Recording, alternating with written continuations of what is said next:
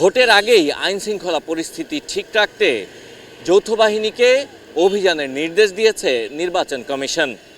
সশস্ত্র বাহিনী সহ আইনশৃঙ্খলা বাহিনীর সঙ্গে বৈঠকে ভোটের পরিবেশ ঠিক রাখতে এই নির্দেশনা দেয় নির্বাচন কমিশন।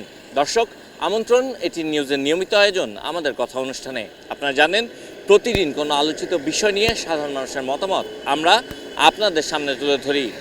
ভোটের আগেই নির্বাচনী পরিবেশ ঠিক রাখতে কঠোর অবস্থান নিচ্ছে নির্বাচন কমিশন। এ নিয়ে আজ আমরা শুনব সাধারণ মানুষের মতামত। তবে তার আগে চলুন এই বিষয়টি সম্পর্কে এটি নিউজে প্রচারিত একটি প্রতিবেদন আমরা দেখে আসি।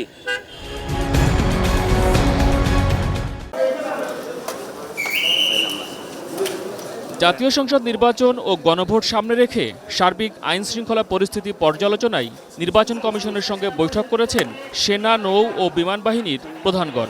রোববার দুপুরে নির্বাচন ভবনে এই সভা অনুষ্ঠিত হয়। পরে কমিশনে আসেন বিভিন্ন আইন শৃঙ্খলা বাহিনীর ঊর্ধ্বতন কর্মকর্তারা। তাদের সাথে বৈঠক শেষে নির্বাচন কমিশন জানায়, ভোটের সময় আইন শৃঙ্খলা রক্ষায় নিয়মিত বাহিনীর পাশাপাশি সশস্ত্র বাহিনীর 1 লাখ সদস্য কাজ করবেন।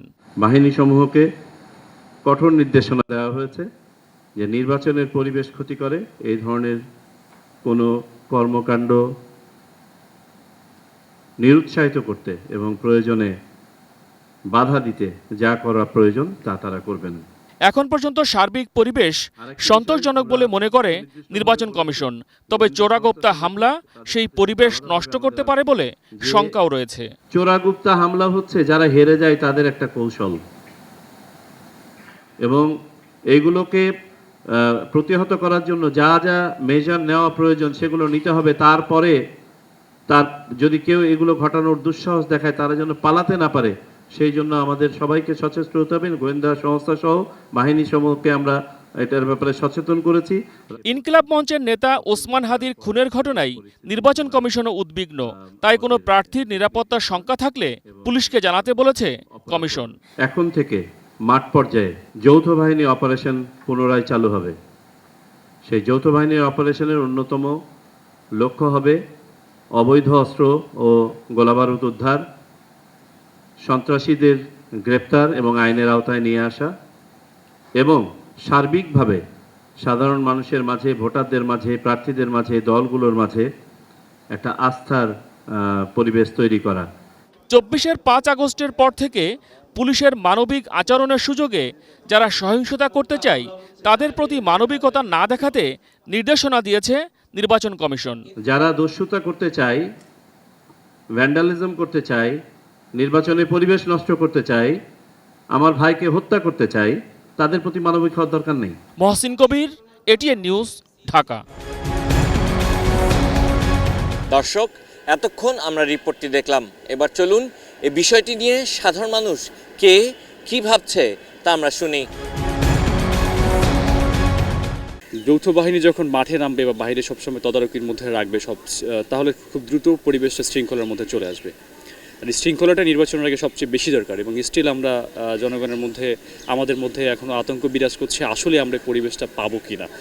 সেক্ষেত্রে যৌথ বাহিনীর এই সিদ্ধান্তকে আমরা স্বাগত জানি এবং পজিটিভলি দেখছি, এবং এটা খুব কঠোরভাবে আমার কাছে মনে হয় যে তাদেরকে মাঠে থাকা উচিত নির্বাচনের আগের দিন পর্যন্ত, নির্বাচন পর্যন্ত, যেন ফাইনালি একটা আউটকাম, ভালো আউটকাম নিয়ে আসতে পারে। যেন অন্তর্বর্তীকালীন সরকার এতদিন যে থাকলো এবং finally all is well that tense well, ফিনিশিংটা যেন খুব ভালো হয়, এটা আশা করি। তো এই মুহূর্তে আমি যেটা মনে করি, আমি পার্সোনালি এটা ভাবছিলাম যে এটা যদি তারা ইনাগুরেট করে, লঞ্চ করে, তাহলে অপরাধ প্রবণতাটা কমে আসতে পারে।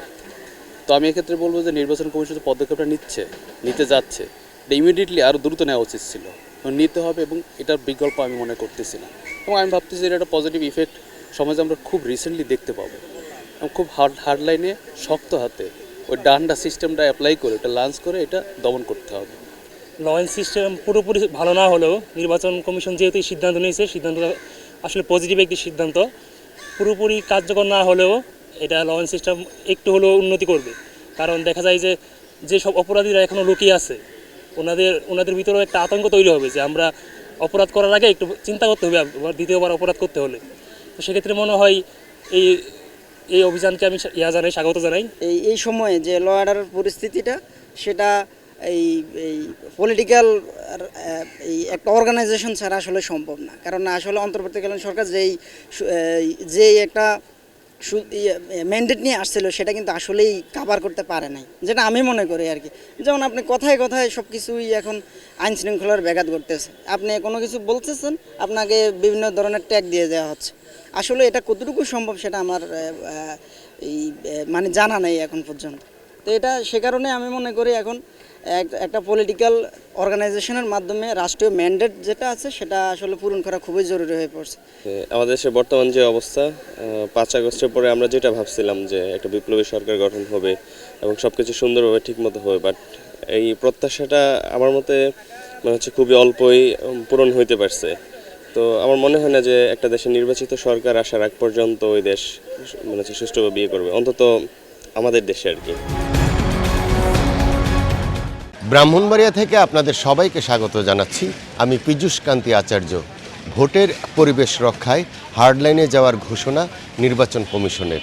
এ বিষয়ে শুনব সাধারণ মানুষের কথা। ত্রয়োদশ জাতীয় সংসদ নির্বাচনের আর 2 মাসও সময় বাকি নেই, কিন্তু আমাদের বর্তমানে সারা দেশে যে আইন শৃঙ্খলার পরিস্থিতি যেটা বিরাজ করছে এটা খুবই একটা আশঙ্কাজনক। তো আমরা আশঙ্কা করছি যে নির্বাচন কেন্দ্রিক যে সহিংসতা এগুলো বেড়ে যাওয়ার সম্ভাবনা বেশি। তো এই মুহূর্তে গতকাল যেটা শুনলাম যে নির্বাচন কমিশন থেকে হার্ডলাইনে যাওয়ার ঘোষণা দিয়েছে, তো এটা অত্যন্ত সময় উপযোগী। তো আমরা আশা করব যে নির্বাচন কমিশন যে হার্ডলাইনে যাওয়ার ঘোষণা দিয়েছে, যৌথ বাহিনীর মাধ্যমে যে অভিযানগুলো পরিচালনা করার কথা বলেছে, তো এগুলো যেন অচিরেই শুরু হয়। নির্বাচন কমিশনের এই হার্ডলাইনের ফলে দেশে নির্বাচনের যে একটা নিরপেক্ষতা বজায় থাকবে বলে মনে করি, এবং সহিংসতা এবং বিভিন্ন ঝামেলা সেগুলো বন্ধ থাকবে। গণতান্ত্রিক প্রক্রিয়ার প্রতি মানুষের আস্থা আরও বাড়বে। নির্বাচন কমিশনের এই হার্ডলাইন বাস্তবায়নে সংশ্লিষ্ট সকল দায়িত্বশীল ভূমিকা পালন করবে বলে আমরা আশা করছি। নির্বাচনের প্রথম শর্তে হবে আইন শৃঙ্খলা নিয়ন্ত্রণ করা, না হয়তো ভোটের দিন দেখা যাবে কি ভোট কেন্দ্র দখল করে যুদ্ধবস্তুতি করে ভোট আদায় করার চেষ্টা করা হচ্ছে। তো এগুলো থেকে পরিত্রাণের জন্য আসলে একটু কঠোর হওয়া উচিত। নির্বাচনটা সুষ্ঠু করার জন্য যেন আইন শৃঙ্খলা নিয়ন্ত্রণে আসে, এবং যে অস্ত্র উদ্ধারের জন্য যে অভিযানের কথা বারবার বলা হচ্ছে, অস্ত্র অভিযান কিন্তু হচ্ছে না। আমরা এখনও দেখি যে শহরে বন্দুক উঁচিয়ে মানুষজন মিছিল করতে দেখা যায়, দা কোরাল নিয়ে তারা বেরিয়ে যায়। তো এগুলোর জন্য অস্ত্র উদ্ধারটা অত্যন্ত জরুরি হয়ে পড়েছে, এবং মাদকাসক্ত দেব একদম নিয়ন্ত্রণহীনভাবে মাদক ছড়াছড়ি হয়ে গেছে। এই মাদক থেকে কিন্তু এই অস্ত্র একটার সাথে কিন্তু একটা সম্পর্ক। এই অন্যায়গুলো যদি এখন প্রতিহত না করা যায় তাহলে সুষ্ঠু নির্বাচন সম্ভব হবে না। আমাদের কথার আজকের পর্বে দেশের সর্বত্র জেলা পঞ্চগড় থেকে আপনাদের সাথে আছি আমি সিদ্ধার্থ কর্মকার। ভোটের পরিবেশকে ঠিক রাখতে এখন থেকে আরও কঠোর অবস্থানে যাওয়ার সিদ্ধান্ত নিয়েছে নির্বাচন কমিশন। এ নিয়ে কী ভাবছেন পঞ্চগড় সাধারণ মানুষ, চলুন জেনে নেওয়া যাক তাদের কাছ থেকে। আমরা দেখতেছি যে পেপার খুললেই বিভিন্নভাবে বিভিন্ন জায়গায় মবের যে কার্যকলাপ চলতেছে, তাতে সাধারণ মানুষের ভিতরে একটা ভয়ের সঞ্চার হচ্ছে। অবৈধ অস্ত্র, অবৈধ চালান এবং বিশেষ করে মাফিয়া চক্র যেভাবে কাজ করে যাচ্ছে বাংলাদেশে, তাতে আগামী নির্বাচনকে সামনে রেখে একটা ষড়যন্ত্রমূলক পরিকল্পনা, যেটাকে অন্তর্বর্তী সরকার এবং আইনশৃঙ্খলা বাহিনী যেন কঠোর হস্তে দমন করে, আমরা সাধারণ জনগণ সেই আশা ব্যক্ত করতেছি। আমার ভোট আমি দিব, কিন্তু এর আগে আমার ভোট তো আমি দিতে পারিনি, আমার ভোট আরেকজনে দিয়ে চলে গেছে। সেখান থেকে বলতে গেলে আমার ভোট যেন আমি দিতে পারি, এইটুকু নিশ্চয়তা দেওয়ার জন্য আমি আইনশৃঙ্খলা বাহিনীকে অনুরোধ করব। বর্তমানে আইনশৃঙ্খলা পরিস্থিতি যে অবস্থা, এর থেকে আরও উন্নত হওয়া উচিত বলে আমি মনে করি। কারণ এখনও বিভিন্ন জায়গায় অনেক ধরনের অঘটন, অনেক ধরনের খারাপ কাজ এগুলো ঘটছে, যা আমাদের সমাজের জন্য ক্ষতিকর। এগুলো আমার মনে হয় বন্ধ করার জন্য আরও কঠোর হওয়া দরকার।